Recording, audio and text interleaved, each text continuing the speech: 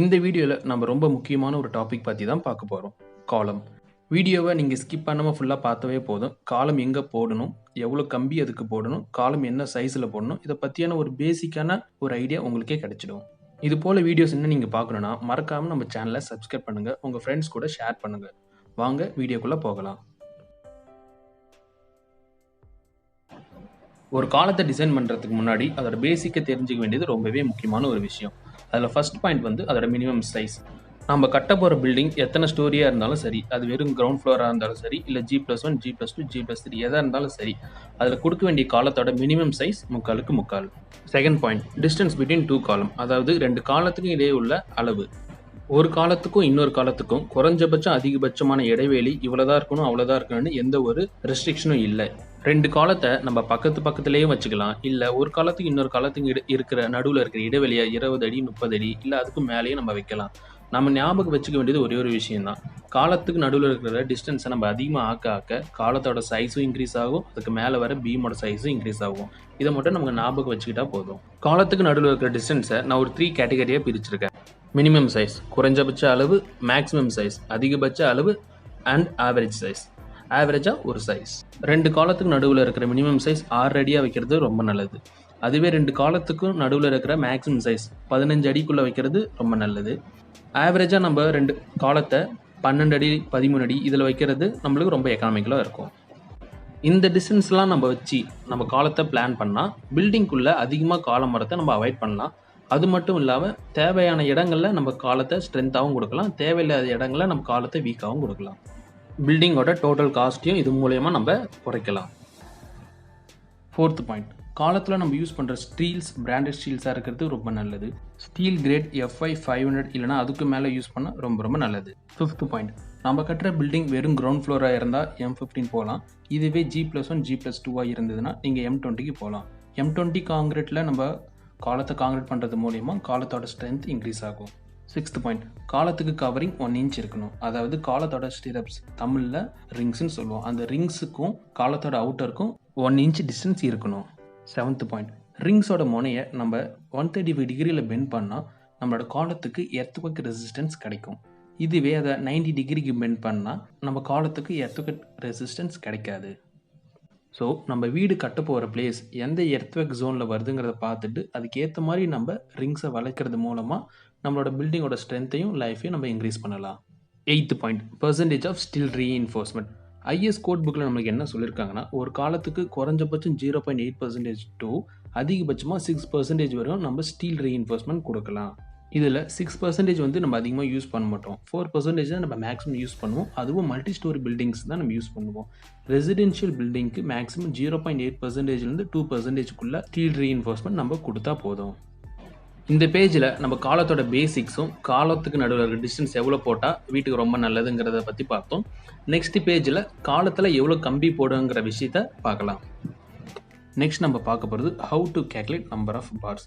அதாவது நம்ம கட்டுற பில்டிங்கில் யூஸ் பண்ணுற காலத்துக்கு என்ன சைஸ் கம்பி யூஸ் பண்ணணும், எவ்வளோ கம்பி யூஸ் பண்ணணும், இதை பற்றி நம்ம பார்க்கலாம். போன பேஜில் நான் சொன்ன காலம் டிஸ்டன்ஸை நீங்கள் ஃபாலோ பண்ணிங்கன்னா நான் இப்போ சொல்ல போகிற காலம் சைஸை உங்கள் பில்டிங்கில் நீங்கள் தாராளமாக யூஸ் பண்ணிக்கலாம். நீங்கள் வெறும் கிரவுண்ட் ஃப்ளோர் மட்டும் கட்டுற மாதிரி இருந்தால் வெறும் 3/4 காலம் சைஸ் போதும். இதுவே G+1 நீங்கள் கட்டுற மாதிரி இருந்தால் 1/4 இந்த காலம் சைஸ் போதும்.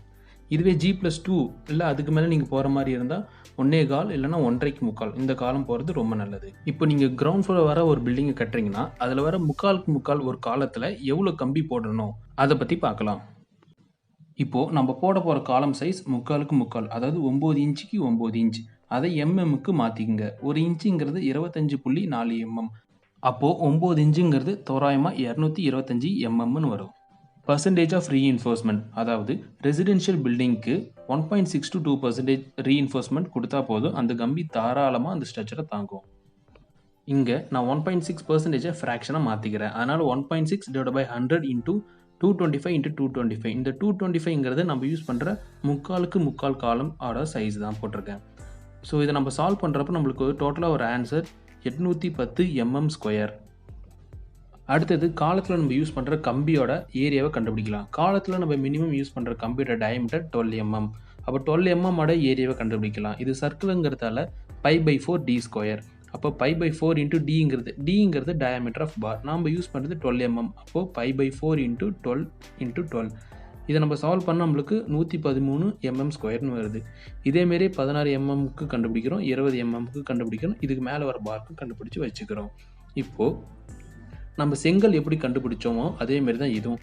மொத்த ஏரியாவை கண்டுபிடிச்சிக்கிட்டு ஒரு செங்கலோட அளவை வச்சு டிவைட் பண்ணோம். அதேமாரி இதையும் பண்ண போகிறோம். மொத்த கம்பியோட ஏரியாவும் கண்டுபிடிச்சிக்கிட்டு ஒரு கம்பியோட ஏரியாவை வச்சு டிவைட் பண்ணால் நம்மளுக்கு எவ்வளோ கம்பி தேவைங்கிறது ஈஸியாக கண்டுபிடிச்சிடலாம். நம்ம மொத்த கம்பி எவ்வளோ தேவைங்கிற ஏரியாவை கண்டுபிடிச்சிட்டோம் ஆல்ரெடி. அதாவது 810 mm². அதை நம்ம எந்த கம்பி யூஸ் பண்ண போகிறோமோ, இப்போ ஒரு எக்ஸாம்பிளுக்கு இப்போ நான் 16 mm யூஸ் பண்ணுறேன்னு வச்சுக்கோங்களேன். அப்போது 810/201. இந்த 201ங்கிறது 16 mmோட ஏரியா. இப்போ இதை நான் டிவைட் பண்ணேன்னா எனக்கு 4 நம்பர்ஸ் வருது. அதாவது நான் 16 mm யூஸ் பண்ணால் 4 நம்பர் நான் 16 mm கொடுக்கணும் அந்த முக்கால் காலத்துக்கு. இதுவே நீங்கள் 12 mm பார் யூஸ் பண்ணால் 810/113. நீங்கள் இதை போட்டிங்கன்னா கிட்டத்தட்ட உங்களுக்கு தோராயமாக 8 பார்னு வரும். அதாவது முக்காலில் நீங்கள் 12 mm பார் யூஸ் பண்ணால் 8 நம்பர் நீங்கள் கொடுத்தாகணும். இதே போல் மற்ற காலம் சைஸுக்கும் எவ்வளோ கம்பி போடணுங்கிறத ஈஸியாக கண்டுபிடிச்சிடலாம். இப்போ எக்ஸாம்பிளுக்கு இப்போ நான் ஒரு 1/4 காலம் யூஸ் பண்ணுறேன்னா 1/6/100 இன்ட்டு காலம் சைஸ், அதாவது 300 இன்ட்டு 225. மற்றபடி எல்லாமே சேம் தான். இதுவே நம்மளுக்கு காலம் கொஞ்சம் ஸ்ட்ரென்த்தாக வேணும்னா நம்ம 1.6க்கு பதிலாக 1.7, 1.8, 1.9 இல்லைனா 2 வரையும் நம்ம சப்ஸ்டிட் பண்ணலாம். இந்த மெத்தடை பயன்படுத்தி நீங்கள் ஒரு பில்டிங்க்கு எவ்வளோ காலம் கொடுக்கணும், என்ன சைஸில் காலம் கொடுக்கணும், என்ன சைஸில் கம்பி கொடுக்கணும், ஒரு காலத்துக்கு இன்னொரு காலம் எவ்வளோ டிஸ்டன்ஸ் இருக்கணும், இல்லைனா ஒரு பில்டிங்கில் கொடுத்துருக்க காலம் கரெக்டாக இருக்கான்னு செக் பண்ணலாம். இது எல்லாமே இதை வச்சு நம்ம பண்ணலாம். ஆனால் இது எல்லாமே அப்ராக்சிமேட்டாக தான் இருக்கும். உங்களுக்கு எக்ஸாக்டாக வேணும்னா நீங்கள் ஒரு ஸ்ட்ரக்சரல் இன்ஜினியரை கன்சல்ட் பண்ணுறது ரொம்ப நல்லது. நெக்ஸ்ட் நம்ம பார்க்க போகிறது காலம் லேப்பிங் அண்ட் ஸ்டிரப்ஸ் பேசிக்ஸ். ஸ்டிரப்ஸ்க்கு நம்ம யூஸ் பண்ணுற பார், அதாவது ரிங்ஸுக்கு நம்ம யூஸ் பண்ணுற பார் மினிமம் 8 mm இருக்கணும். நெக்ஸ்ட் பாயிண்ட், ரிங்ஸோட ஹூக்ஸ் 3 inch இருக்கணும். அதை கண்டுபிடிக்கிற ஃபார்முலா 9D or 10D. டிங்கிறது டயாமீட்டர் ஆஃப் பார். இப்போது நம்ம 8 mm பார் யூஸ் பண்ணால் 9 × 8 அதை நீங்கள் போட்டிங்கன்னா உங்களுக்கு அப்ராக்சிமேட்டாக 3 inches வரும். Third point, hook bend. அதாவது ரிங்ஸில் வர அந்த ஹூக் 135 டிகிரிக்கு நம்ம பெண்ட் பண்ணால் நம்மளோட காலத்துக்கு எர்த்குவேக் ரெசிஸ்டன்ஸ் கிடைக்கும். நீங்கள் அந்த இமேஜஸில் பார்த்தீங்கன்னா உங்களுக்கு தெளிவாக தெரியும் அது எப்படி பெண்ட் பண்ணணுன்னு. இதுவே நீங்கள் 90 டிகிரிக்கு பெண்ட் பண்ணிங்கன்னா காலத்துக்கு எர்த்குவேக்கை ரெசிஸ்ட் பண்ணுற அந்த கெப்பாசிட்டி இருக்காது. ஃபோர்த்து பாயிண்ட், நம்ம காலத்துக்கு கம்பி கட் பண்ணுறப்போ ஒரு கம்பி ஒரு அடி உயரமாகவும் இன்னொரு கம்பி ஒரு அடி கம்மியாகவும் இருக்கிற மாதிரி கட் பண்ணுறது ரொம்ப நல்லது. இது மாதிரி நம்ம கம்பி கட் பண்ணால் காலத்தில் கிராக்ஸ் அண்ட் ஃபெயிலியர் வரதை நம்ம முடிஞ்ச அளவு அவாய்ட் பண்ணலாம். ஃபிஃப்த்து பாயிண்ட், ரிங்ஸோட ஹூக்ஸ் ஒன்றும் அல்டர்னேட்டிவாக இருக்கிறது ரொம்ப நல்லது. Sixth point, lapping length. அதாவது காலத்துக்கு லேப்பிங் லென்த் எப்படி கண்டுபிடிக்கணும்னா 45 × D. டிங்கிறது டயாமீட்டர் ஆஃப் பார். இப்போ நான் ஒரு 16 mm பார் யூஸ் பண்ணுறேன்னா 45 × 16 = 2.5 feet. அதாவது நான் ஒரு 16 mm கம்பி யூஸ் பண்ணேன்னா நான் லேப் பண்ணுறப்போ அதுக்கு கொடுக்குற டிஸ்டன்ஸ் மினிமம் 2.5 அடியாவது அந்த கம்பியை நான் கொடுக்கணும். நெக்ஸ்ட் நம்ம பார்க்க போகிறது காலம் லேப்பிங் ஏரியா. அதாவது காலத்தில் நம்ம நினச்ச இடத்துலலாம் லேப்பிங்கை பண்ண முடியாது. அதுக்குன்னு சில ஏரியா இருக்குது. அந்த ஏரியாவில் மட்டும் தான் நம்ம லேப்பிங்கை பண்ண முடியும். அது எந்தெந்த ஏரியா, ஏன் அந்த ஏரியாவில் நம்ம லேப்பிங் பண்ணணும், ஏன் மற்ற ஏரியாவில் லேப்பிங் பண்ணக்கூடாதுங்கிறத இந்த பேஜில் பார்க்கலாம்.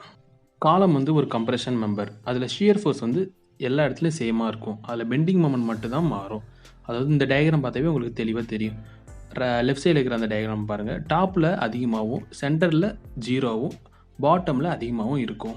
இது மூலயமா நம்மளுக்கு என்ன தெரியுதுன்னா டாப்பில் மொமெண்ட் அதிகமாக இருக்கும், பாட்டம்லேயும் மொமெண்ட் அதிகமாக இருக்கும், சென்டரில் மட்டும்தான் மொமெண்ட் 0வாக இருக்கும். மொமெண்ட் எந்த இடத்துல 0வாக இருக்கோ அந்த இடத்துல நம்ம கம்பியை இன்னொரு கம்பியை இணைக்கிற அந்த ஏரியாவாக நம்ம யூஸ் பண்ணிக்கலாம். அப்படி யூஸ் பண்ணுறது மூலயமா நம்மளுக்கு காலத்தில் ஃபெயிலியரும் கிராக்கும் வரதை மேஜராக நம்ம அவாய்ட் பண்ணலாம். இப்போ ஒரு சின்ன எக்ஸாம்பிளோட நம்ம பார்க்கலாம். இப்போது இந்த காலம் ஒரு 10 feet ஹைட்டுன்னு எடுத்துக்கிறேன். அதாவது பிளிந்த் பீம்லேருந்து ரூஃபோட பாட்டம் இந்த ஹைட் 10 feetன்னு எடுத்துக்கிறேன். இதை லேப்பிங் ஏரியான்னு பார்த்தீங்கன்னா L/2. அதாவது டோட்டல் லென்த்தை 2ஆல் டிவைட் பண்ணிங்கன்னா நம்மளுக்கு 5 feetன்னு வரும். 5 feetங்கிறது சென்டர்லேருந்து மேலே 2 அடி கீழே 2 அடி. இந்த 5 அடிக்குள்ளே நம்ம லேப்பிங்கை பண்ணிக்கிறது ரொம்ப ரொம்ப நல்லது. இந்த டயக்ராமில் நீங்கள் ஒரு விஷயத்தை கவனிச்சிங்கன்னா டாப்பில் வர L/4, பாட்டமில் வர L/4 இந்த 2 ஏரியாலையும் ஸ்டிரப்ஸ் பக்கத்துலேயே இருக்கும். அதாவது L/2 கம்பேர் பண்ணுறப்போ மிடில் கம்பேர் பண்ணுறப்போ டாப்லேயும் பாட்டம்லேயும் ஸ்பேசிங் பக்கத்துலேயே இருக்கும். ஏன் பக்கத்துலேயே கொடுத்துருக்கோம்னா, நம்மளுக்கு டாப்லேயும் பாட்டம்லேயும் பெண்டிங் மொமெண்ட் அதிகமாக இருக்கும். அந்த பெண்டிங் மொமெண்ட்டை முடிஞ்ச அளவு நம்ம ரெஸ்ட்ரிக்ட் பண்ணுறதுக்கு ஸ்பேஸிங்கை முடிஞ்ச அளவு கம்மியாக கொடுத்துக்கிறோம். இப்போது மிடில் நம்ம ஒரு 6 இன்ச் 7 இன்ச் அந்த அளவில் ஸ்பேஸிங் கொடுக்குறோன்னா, டாப்லேயும் பாட்டம்லேயும் ஒரு 4 இன்ச் 5 இன்ச் ஸ்பேஸிங் கொடுத்துக்கிட்டே வந்து சென்டரில் அப்படியே 6 இன்ச் 7 இன்ச் அந்த அளவுக்கு நம்ம ஸ்பேஸிங் கொடுத்துக்கிட்டே போகிறது ரொம்ப ரொம்ப நல்லது. இது மூலயமா நம்ம ஷியரையும் கண்ட்ரோல் பண்ணலாம், பெண்டிங் மொமெண்ட் கண்ட்ரோல் பண்ணலாம். இது போல் வீடியோஸ் இன்னும் நீங்கள் பார்க்க நம்ம சேனலை சப்ஸ்கிரைப் பண்ணுங்கள், உங்கள் ஃப்ரெண்ட்ஸ் கூட ஷேர் பண்ணுங்கள். வீடியோ அப்லோட் பண்ண நோட்டிஃபிகேஷன் வரதுக்காக பெல் பட்டனை ப்ரெஸ் பண்ணுங்கள். தேங்க்யூ.